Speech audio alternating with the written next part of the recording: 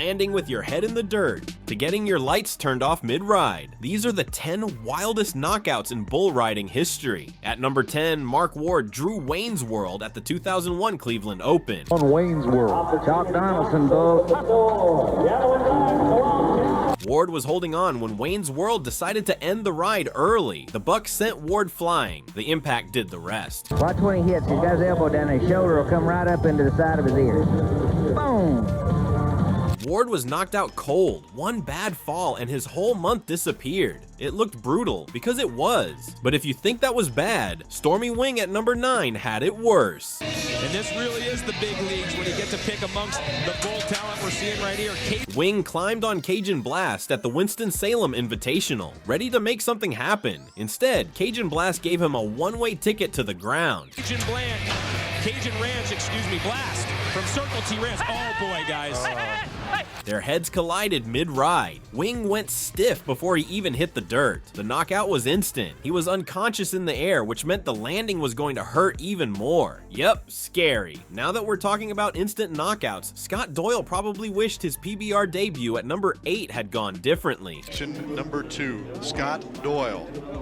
Stephenville, Texas, another flying 5, Big Ben. It was 1996 in Sacramento, Doyle's first event. Red Storm came with a lot of fury and connected with Doyle's ear. The shot put him to sleep right there in the arena. To the left. Oh yeah, come on. Sit up, pump. Atta boy. Come on.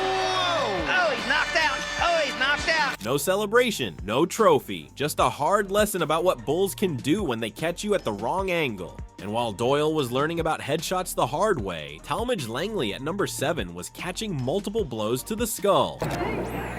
Old Mo Money, the big black bull, he did get a hold with his feet. Let's see if he can do it a little different here. Langley drew Dapper Dan during the championship round of that same 1996 Sacramento event. Dapper Dan came out swinging. One blow connected, then another. Both found their target. Round to the left, watch this. Whack! The lights have gone out. Langley collapsed in the dirt. He couldn't stand, couldn't walk. The lights were off and they stayed off. He had to be carried out while the crowd watched in silence. Dapper Dan turned him off completely. Although Langley's lights got switched off permanently, Bobby Capps at number 6 had his world go dark in Cleveland. To get to the PBR World Finals, but he needs to win a check. 87.5 in round 1. Capps climbed on V1 Velocity thinking he had a chance. Velocity thought otherwise. The bull jerked forward hard. Their heads crashed together with force. Same thing, watch him on his riding arm. And his head will come up. There's head went, boom, boom. Just hit him just right in the forehead. But he fought. Capps crumpled to the ground immediately. Velocity didn't need a second shot. That first collision did everything. Capps was out before he knew what hit him. And if you think a knockout from a head collision is bad enough, Roy Doyle at number 5 caught Strawberry Wine's horn on the way down. Trampling and put together some of the best bulls, maybe the best set of bulls in the PBR. Doyle was riding strong at the 1998 Columbus Open when Strawberry Wine launched into the air. The jump was high. As Doyle came off, the horn clipped him clean. He hit the ground and didn't move. He hits it right here. No, he did clip him. It got him. The horn got him. Just, whack. Knocked the powder out of his hat. The knockout was instant. Doyle later admitted he barely remembered anything about the ride. I know I had strawberry wine, and I know I nodded, he said. He jumped real high, and I woke up back there in the medical tent with ice on my face, so I don't really know what happened, but thank goodness it all worked out for the better. He got lucky that night, real lucky. At number 4, BJ Cramps walked into Bonanza Guthrie 2000 and left with one of the wildest knockouts. The second Cramps hit the ground, In-Law made his move. The bull whipped his head around and connected hard. Cramps took the full force of that collision while he was already down. Slammed him. Come out of that really kind of lucky. Needs to get the whistle. Forget about that one. Cramps went down hard. The concussion hit instantly. No chance to shield himself or move. In-Law's timing was flawless. Getting out 1 second sooner could have changed everything, but in bull riding, could have doesn't matter. What actually happens in the arena is all that counts. Makes the ride, that's too bad. I mean, he goes ahead and does it, rides him, whop, bull just butts heads with him. Exactly. Just, Through the fog of his concussion, Cramps later said, "In-Law got me good. I was down there thinking I was clear, and then everything just went black. Woke up wondering where I was. That bull didn't care if I was on the ground or not.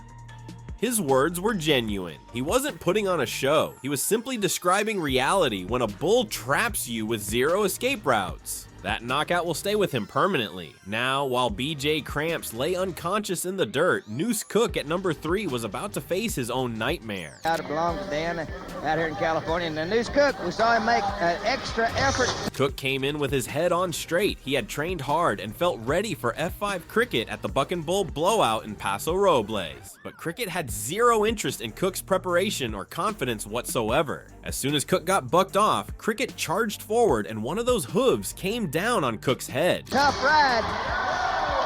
Reach to the front, whip down. Oh man, he may have knocked him out.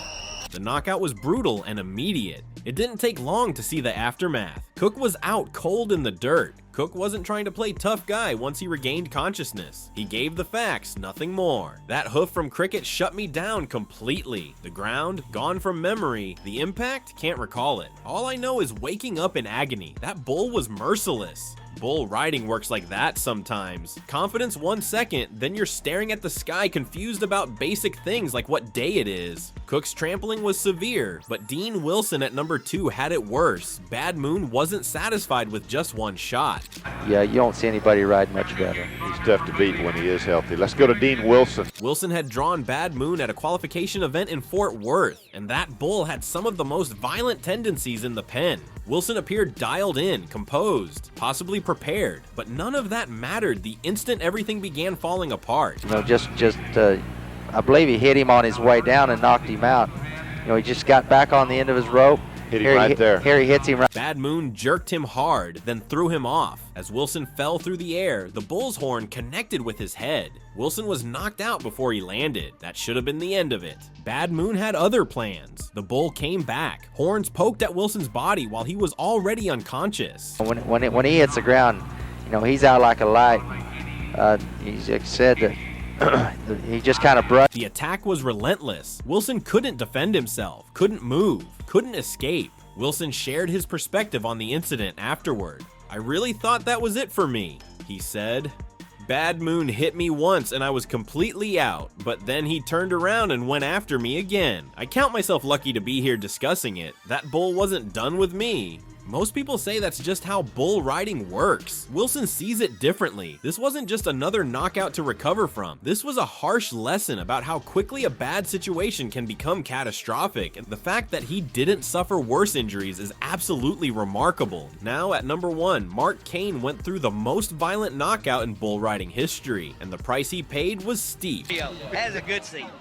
Mark Kane, this is a Vernon Guidry Rodeo bull, the Red Wasp. The 1996 George Paul Memorial in Del Rio, championship round, a defining moment in the season. Kane entered prepared and sharp, everything aligned perfectly. Then the collision happened between him and the bull, nothing soft about it. In an instant, Red Wasp's left horn struck Kane square on the chin. The sound of impact turned stomachs. Coming up right now. Boom, there it is. It glances off his shoulder, boom, right there.